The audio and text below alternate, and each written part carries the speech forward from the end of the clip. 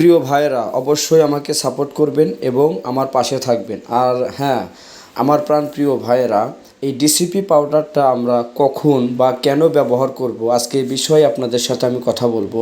কেননা সামনে শবে বরাত বা রমজান উপলক্ষে আমরা অনেকেই গরুকে ফ্যাটেনিংয়ের জন্য প্রস্তুত করতেছি।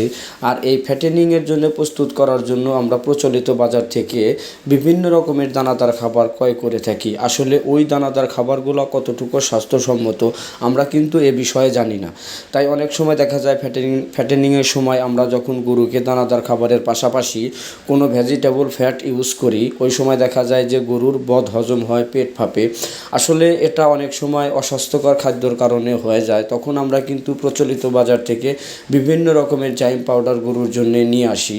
অনেক সময় দেখা যায় জাইম পাউডারে কাজ হয়, আবার অনেক সময় দেখা যায় কাজ হয়ও না। তো দর্শক, ফ্যাটেনিংয়ের সময় যদি আপনার গরুর এই বদ হজম হয় বা পেট ফাঁপা হয়, তাহলে কিন্তু আপনার ওই গরুটা ওইভাবে স্বাস্থ্যবান হবে না। তাই অবশ্য প্রচলিত বাজার থেকে আপনি যখন দানাদার খাবারগুলো ক্রয় করবেন, সবসময় চেষ্টা করবেন বেস্ট কোয়ালিটির খাবার ক্রয় করতে। আর এই ডিসিপি পাউডার গোলটা আপনি যখন ফ্যাটেনিংয়ের জন্য গরুকে প্রস্তুত করবেন, অবশ্যই এই ডিসিপি পাউডারগুলো ব্যবহার করবেন দানাদার খাবারের সাথে। কেননা যখন আপনি এই ডিসিপি পাউডারটা ব্যবহার করবেন, তখন কিন্তু ওর বদ হজম বা পেট ফাঁপার এরকম কোনো চান্স থাকবে না।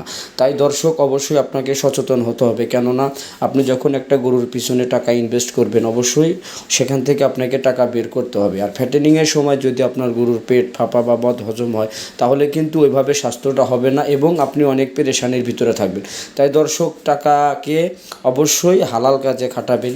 তাই অনুগ্রহপূর্বক যখন আপনি ফ্যাটেনিং করবেন, টিসিপি পাউডারগুলো ব্যবহার করার চেষ্টা করবেন। আর দর্শক, কেউ যদি আমাদের কাছে থেকে কুরিয়ারে মেডিসিন নিতে চান, স্ক্রিনে দেখানো নাম্বারে যোগাযোগ করবেন। আমরা ক্যাশ অন ডেলিভারিতে মেডিসিন দেব।